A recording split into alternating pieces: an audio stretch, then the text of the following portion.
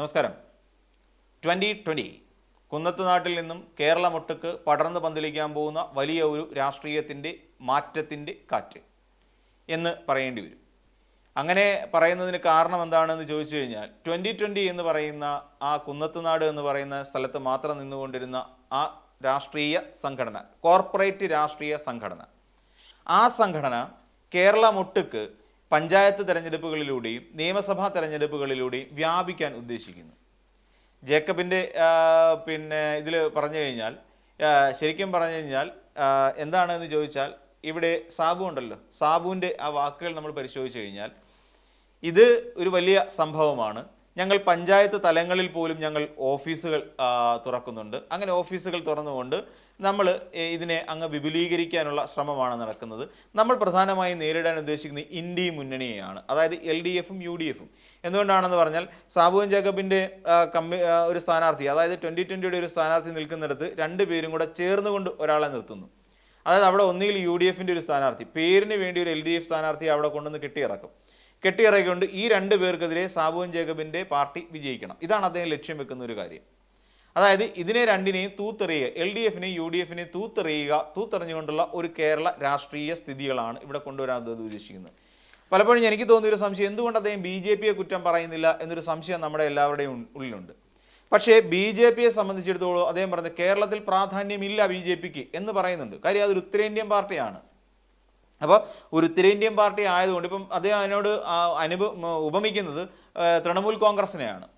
തൃണമൂൽ കോൺഗ്രസ് പോലെ ഒരു പാർട്ടിയാണോ BJP? അല്ല. തൃണമൂൽ കോൺഗ്രസിനെ സംബന്ധിച്ചിടത്തോളം കേരളത്തിൽ വലിയ ആ പട PV അൻവറോ 1-2 പേരങ്ങാണ്ട് മാത്രമാണ് ഇപ്പോൾ തൃണമൂൽ കോൺഗ്രസിൻ്റേത് എന്ന് നമുക്ക് എടുത്തു പറയാൻ കഴിയുന്നത്. അല്ലാതെ തൃണമൂൽ കോൺഗ്രസിന് ഇവിടെ ഒരു സ്ഥാനാർത്ഥിയില്ല. തൃണമൂൽ കോൺഗ്രസ് ഇത്രയും കാലത്തിന് അതൊരു സ്ഥാനാർത്ഥിയോട്ട് മത്സരിപ്പിച്ചിട്ടുമില്ല. അപ്പം തൃണമൂൽ കോൺഗ്രസിന്, അതേസമയം BJPയെ സംബന്ധിച്ചിടത്തോളം അങ്ങനെയല്ല. BJP നാൾക്ക് നാൾ അല്ലെങ്കിൽ ഓരോ തവണ ഓരോ ഘട്ടം തെരഞ്ഞെടുപ്പ് കഴിയുമ്പോഴും BJPക്ക് അതിൻ്റേതായ പ്രാധാന്യം കേരളത്തിൽ വർദ്ധിച്ചു വരുന്നുണ്ട്. ഇതെന്തുകൊണ്ടാണ് രാഷ്ട്രീയത്തെ വളരെ തറവായിട്ട് പഠിക്കുന്ന സാബു മനസ്സിലാക്കാതെ പോയതെന്ന് മാത്രം നമുക്ക് മനസ്സിലാവുന്നില്ല. BJPക്ക് കൃത്യമായ ഒരു വോട്ടിംഗ് പാറ്റേൺ വളർന്നു വരുന്നുണ്ട്, ഒരു വോട്ടിന് വർധനവ് വരുന്നുണ്ട്. അപ്പം ഇതൊന്നും സാബു കാണുന്നില്ല. കാരണം എന്താണെന്ന് ചോദിച്ചാൽ, സാബുവിൻ്റെ ലക്ഷ്യം എന്താണ്? BJPയെ തകർക്കുക എന്നുള്ളതല്ല, ഇവിടെ LDFിനെയും UDFിനെയും ഇല്ലാതാക്കുക. കാരണം എന്താണെന്ന് ചോദിച്ചാൽ, LDFും UDFും ഇല്ലാതായി കഴിഞ്ഞാൽ മാത്രമേ മറ്റൊരു ബദൽ മുന്നണിക്ക് സാധ്യതയുള്ളൂ. ആ ബദൽ മുന്നണി ഏതാണെന്ന് ചോദിച്ചു കഴിഞ്ഞാൽ അത് തീർച്ചയായിട്ടും നമുക്ക് പറയാം NDA, അതായത് BJP നേതൃത്വം കൊടുക്കുന്ന ഒരു പാർട്ടിക്കാണ് ഇവിടെ പ്രാധാന്യം ഉണ്ടാവുക. ഇത്രയും കാലം ഇവിടെ ചെയ്തുകൊണ്ടിരുന്ന കള്ളം പറഞ്ഞു പറ്റിക്കുകയായിരുന്നു നമ്മളെ എന്നാണ് പറയുന്നത്. സാബു മനസ്സിലാക്കേണ്ട ഒരു കാര്യം, ഒരു കുന്നത്തുനാട് പഞ്ചായത്തിനകത്ത് കൊണ്ടുവരുന്ന വികസന പ്രവർത്തനങ്ങളല്ല ശരിക്കും ഒരു സംസ്ഥാനത്ത് അപ്പാടെ നടപ്പിലാക്കുന്ന വികസന പ്രവർത്തനങ്ങൾ. ഇവിടെ ഒരു വ്യവസ്ഥാപിതമായി പ്രവർത്തിക്കുന്ന, ജനാധിപത്യപരമായി പ്രവർത്തിക്കുന്ന ഒരു സർക്കാരുണ്ട്. അതിപ്പോൾ UDF ആണെങ്കിലും LDF ആണെങ്കിലും ആ സർക്കാരിൻ്റെ ഓരോ വകുപ്പ് മന്ത്രിമാരുണ്ട്. ഇപ്പോൾ പഞ്ചായത്തിൽ നടത്തുന്നത് അത് ഒരു കോർപ്പറേറ്റ് മുതലാളി ഒരു പഞ്ചായത്തിന് ചെയ്തു കൊടുക്കുന്നു എന്ന് മാത്രമേ ഇതുവരെ ചിന്തിക്കുന്നുള്ളൂ. പക്ഷേ ഇതിനൊരു ദൂഷ്യവശമുണ്ട്. അതായത് നമ്മളിപ്പം പറയുന്നു 2020 വന്നു കഴിഞ്ഞാൽ നമ്മുടെ കേരളം ഒട്ടുക്കങ്ങ് ഭയങ്കരമായിട്ട് വികസനം വരുമെന്നാണ്. ഒന്നുമല്ല. കേരളത്തിലെ ഇപ്പം വരികയാണെന്ന് വെച്ചോ, കേരളത്തിൽ 2020-യുടേതായ ഭരണം വന്നു കഴിഞ്ഞാൽ 2020-യുടെ പക്ഷത്ത് നിൽക്കുന്ന കുറേയധികം MLA-മാരുണ്ട്, 70-ന് മേലുള്ള MLA-മാർ. ഇവരെല്ലാവരും സർക്കാരിൻ്റെ മാത്രമല്ല, അതായത് നമ്മുടെ ദാസന്മാരോ അല്ലെങ്കിൽ നമ്മളുടെ പ്രതിനിധികളോ അല്ല. സാബുവൻ ജേക്കബ് ശമ്പളം കൊടുത്ത് നിർത്തുന്ന കുറേ തൊഴിലാളികളാണ്. അതായത് കിറ്റെക്സ് കമ്പനിയുടെ തൊഴിലാളികളായി ഒരു വിഭാഗം രാഷ്ട്രീയക്കാരിവിടെ മാറും. ഒരു കോർപ്പറേറ്റ് മുതലാളി സംസ്ഥാനം ഭരിക്കുമ്പോഴുണ്ടാകാവുന്ന ഭവിഷ്യത്തുകളെക്കുറിച്ച് നമുക്ക് ഊഹിക്കാവുന്നതേ ഉള്ളൂന്നേ. നമുക്ക് ചിന്തിച്ചു നോക്കിയാൽ മനസ്സിലാവും. ഇപ്പോൾ ഇദ്ദേഹം ഈ കുന്നത്തുനാടൊക്കെ നടത്തുന്ന പരിപാടികളുണ്ടല്ലോ, ഇത് അവിടെ നമുക്കറിയാം, അവിടുത്തെ പഞ്ചായത്ത് പ്രസിഡന്റ് കൊടുക്കുന്നുണ്ട് 25,000 രൂപ പുള്ളിയുടെ പോക്കറ്റിൽ നിന്ന്, അതായത് പുള്ളിയുടെ കമ്പനി സ്റ്റാഫ് എന്നുള്ള നിലയിൽ. പഞ്ചായത്ത് മെമ്പർമാർക്ക് കൊടുക്കുന്നുണ്ട്. അവിടെ വൈസ് പ്രസിഡന്റ് 20,000 രൂപയും പഞ്ചായത്ത് മെമ്പർക്ക് 10,000 രൂപയും ഓണറേറിയം കൂടാതെയുള്ള പൈസയാണ് ഈ പറയുന്നത്. അപ്പോൾ ഇവിടെ ജനങ്ങളുടെ സ്ഥിതി എന്താകുമെന്ന് ആലോചിച്ച് നോക്കണം. അപ്പോൾ ഒരു കോർപ്പറേറ്റ് വൽക്കരണം എപ്പോഴും ഈ പറയുന്നത് നന്മയ്ക്കായിരിക്കില്ല. ഇപ്പോൾ എന്തുകൊണ്ട് ഇവിടെ എല്ലാ സാധനങ്ങൾക്കും സർക്കാർ നിശ്ചയിക്കുന്ന വിപണിയിൽ സർക്കാർ ഇടപെട്ടുകൊണ്ടാണ് സപ്ലൈകോ തുടങ്ങിയിരിക്കുന്നത്. കൃത്യമായ വിപണി ഇടപെടലുകൾ നടക്കുന്നുണ്ട്. അപ്പോൾ ഇപ്പോൾ അവർ ലാഭത്തിൽ കുറച്ചിട്ടാണ് പലപ്പോഴും ഈ കോർപ്പറേറ്റുകാർ, അതായത് ഈ പറഞ്ഞ സാബുവൻ ജേക്കബ് അടക്കമുള്ളവർ ചെയ്തുകൊണ്ടിരിക്കും. ലാഭത്തിൽ കുറവ് വരുത്തിക്കൊണ്ട് അവർ കച്ചവടം നടത്തിയിട്ട് പറയുകയാണ് വലിയ വിലക്കുറവിലാണ് നമ്മൾ സാധനം വിൽക്കുന്നതെന്ന്. ഇവിടെ സിവിൽ സപ്ലൈസ് വകുപ്പ് ഇത് വിപണിയിൽ ഇടപെട്ടുകൊണ്ടാണ് കഴിഞ്ഞ ഓണക്കാലത്ത് നമുക്ക് മാന്യമായ റേറ്റിന് സാധനങ്ങൾ കിട്ടിയത്. അപ്പോൾ ഇങ്ങനെ തുടങ്ങിയ ഒരുപാട് കാര്യങ്ങളുണ്ട്. എന്നാൽ ഇവരുടെ കയ്യിലേക്ക് ഭരണം എത്തിക്കഴിയുമ്പോൾ ഇതുവരെ തനിക്ക് ഉണ്ടായ ലാഭത്തിൽ എത്രത്തോളം നഷ്ടം വന്നിട്ടുണ്ടോ അതൊക്കെ തിരിച്ചു പിടിക്കാനുള്ള ഒരു വഴിയായിട്ട് മാത്രമാണ് ഇവർ കാണുക. പിന്നെ കേരളത്തിൽ വികസിക്കുന്ന ചില വികസന പ്രവർത്തനങ്ങൾ, അതായത് നമ്മുടെ നാട് എങ്ങനെ ഇൻഡസ്ട്രിയലൈസ് ചെയ്യണം അതിനെക്കുറിച്ചുള്ള ചിന്താഗതി, ഉദ്ദേശിക്കുന്ന നാടൊട്ട് കിടന്ന് ഫാക്ടറി സ്ഥാപിക്കുന്ന അല്ല വികസനം. ഇവിടെ നമ്മുടെ സംസ്കാരത്തിന് അല്ലെങ്കിൽ നമ്മുടെ ജീവിത രീതിക്ക് അനുഗുണമായ രീതിയിൽ നമ്മൾ കണ്ടെത്തുക എന്നുള്ളതാണ്, നമ്മുടെ ഇൻഡസ്ട്രി കണ്ടെത്തുക എന്നുള്ളതാണ് നമ്മൾ ചെയ്യേണ്ടത്. ഇവിടെ നമ്മളെ സംബന്ധിച്ചിടത്തോളം പാരിസ്ഥിതിക ദൂഷ്യങ്ങളൊന്നുമില്ലാതെ നമുക്ക് മുന്നോട്ട് കൊണ്ടുപോകാൻ കഴിയുന്ന രണ്ട് കാര്യങ്ങൾ മാത്രമാണ്. ഒന്ന് IT-യും അതോടൊപ്പം തന്നെ മറ്റൊന്ന് ടൂറിസവും. ഇതിനെ രണ്ടിനെയും ഡെവലപ്പ് ചെയ്യുക എന്നുള്ളതാണ് കേരളക്കാർ ഏറ്റവും കൂടുതൽ ചെയ്യേണ്ടത്. പിന്നെ കൃഷിയാണ്.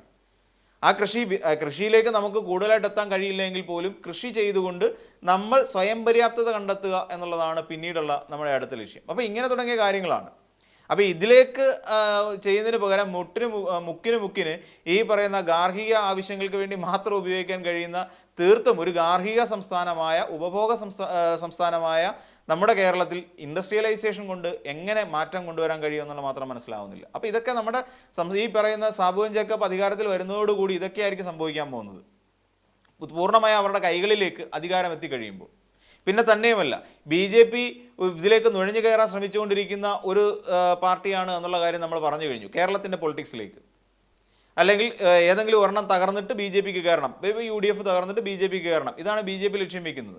അപ്പോൾ സാബുവിനെ പോലുള്ളവർ പിന്നിൽ നിന്ന് കഴിഞ്ഞാൽ BJPയെ സംബന്ധിച്ചിടത്തോളം അതൊരു മുതൽക്കൂട്ടാവും. എന്ന് വെച്ചാൽ കുന്നത്തുകാട് പഞ്ചായത്ത് ഒരു പഞ്ചായത്ത് പിടിക്കുന്നു, അതോടൊപ്പം തന്നെ ഇവർ രണ്ടുപേരും മിക്സപ്പ് ചെയ്തുകൊണ്ട് സ്ഥാനാർത്ഥികളെ നിർത്തിക്കഴിഞ്ഞാൽ അത് പ്രയോജനകരമായി മാറും. ഇപ്പോൾ 2020ക്ക് പ്രാധാന്യമുള്ള ഭാഗങ്ങളിൽ BJP സ്ഥാനാർത്ഥിയെ നിർത്തി വിജയിപ്പിച്ചു കൊണ്ടുവരാൻ കഴിയും.